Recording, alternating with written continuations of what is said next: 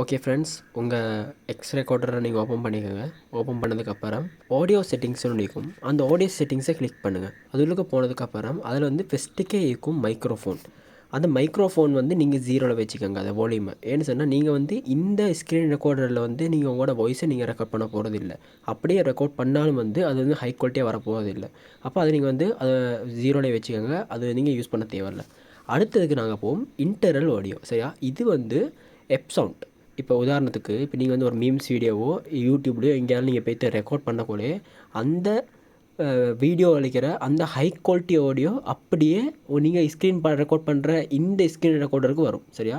அதே டைம் வந்து நீங்கள் வந்து இதை ஹை குவாலிட்டி உங்களுக்கு வந்து இது யூஸ் பண்ணாலும் எங்கே வேணாலும் கொப்பரேட் இல்லாமல். சரியா? அப்போ அதில் வந்து நீங்கள் வந்து நாய்ஸ் ரெடியூஷனை கட்டாயம் டிக் பண்ணி வச்சுக்கோங்க. அதே மாதிரி ஸ்டீரியோவை டிக் பண்ணி வச்சுக்கோங்க. ஏன்னா இது வந்து உங்களுடைய சவுண்ட் அவுட்புட்டை வந்து நல்லா கூட்டி கொடுக்கும். சரியா? அடுத்ததுக்கு போகும்னாங்க இன்டர்னல் அண்ட் மைக்ரோஃபோன். இது வந்து 2 உதாரணத்துக்கு இப்போ நீங்கள் வந்து அந்த வீடியோவையும் ரெக்கார்ட் பண்ணணும், உங்களோட வாய்ஸும் கேட்கணும் அப்படின்னு சொன்னால் நீங்கள் வந்து இதை 2டையும் கொடுத்து கூடியும். உங்களுக்கு வந்து 2டையும் மேனேஜ் பண்ணி கூடியும். என்ன கேட்டேன்னு சொன்னால் என்னோட பர்சனல் ஒப்பீனியன், நீங்கள் வந்து எப்படியும் வாய்ஸ் ரெக்கார்ட் பண்ண தேவையில்ல. அதை வந்து நீங்கள் ஜீரோலேயே வச்சுக்கோங்க. இந்த எப்சவுண்ட் வந்து நல்லா கிளியராக கேட்கணும்னு சொன்னால் நீங்கள் வந்து அதை மட்டும் வச்சுக்கொள்கிறது வந்து நல்ல. சரியா? அடுத்தது மியூட் வந்து டிஃபால்ட்டாகவே வந்து ஆஃப் ஆகி தான் இருக்கும். ஆக்சுவலி அது பிரச்சனை இல்லை. அடுத்ததுக்கு போனாங்க ரெசல்யூஷன். சரியா? வீடியோ செட்டிங்னு இருக்கும். சரியா? அந்த வீடியோ செட்டிங்கை நீங்கள் கிளிக் பண்ணி அதுக்குள்ளே போனதுக்கப்புறம் அதில் வந்து ரெசல்யூஷன் இருக்கும். சரியா? அதில் வந்து 1080p 720 அடுத்தது 64 அப்படின்னு சொல்லி நிறைய இருக்கும். சரியா?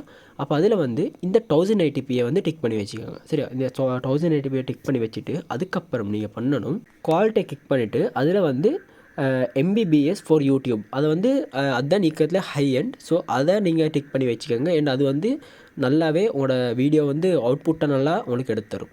அடுத்து வந்து FPS. சரியா? இந்த FPS வந்து நீங்கள் மேக்ஸிமம் 60 FPS அது வரைக்கும் போதும்.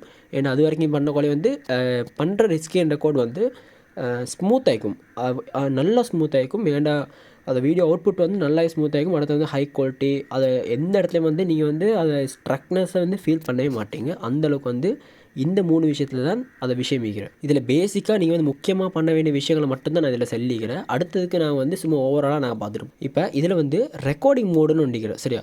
இந்த ரெக்கார்டிங் மோடை வந்து நார்மல் மோடில் தான் நீக்கும். நீங்கள் வந்து அதை பர்ஃபார்மன்ஸ் மோடுக்கும் மாற்றிக்கோங்க. சரியா? இது மாத்திரத்தால் எந்த பெனிஃபிட்னு என்னென்னா, நீங்கள் ரெக்கார்ட் பண்ணக்குள்ள வந்து மேலே நாங்கள் செட் பண்ண தானே அந்த ரெசல்யூஷன் அதுக்கேற்ற மாதிரி இதை பர்ஃபார்ம் பண்ணணும். ஆக்சுவலி நீங்கள் வந்து இவ்வளோ தான் இதில் பேசிக் விஷயம். இதை நீங்கள் வந்து அதுக்கப்புறம் நீங்கள் ரெக்கார்ட் பண்ணி உங்களுக்கு வந்து இதில் அவுட்புட்டை உங்களுக்கு செக் பண்ணி பார்க்கணும். கண்டிப்பாக ட்ரை பண்ணி பாருங்கள். ஏதாச்சும் ஒரு வீடியோ வந்து ரெக்கார்ட் பண்ணி பாருங்கள் எந்தளவுக்கு அதில் அவுட்புட் வரான்னு சொல்லி.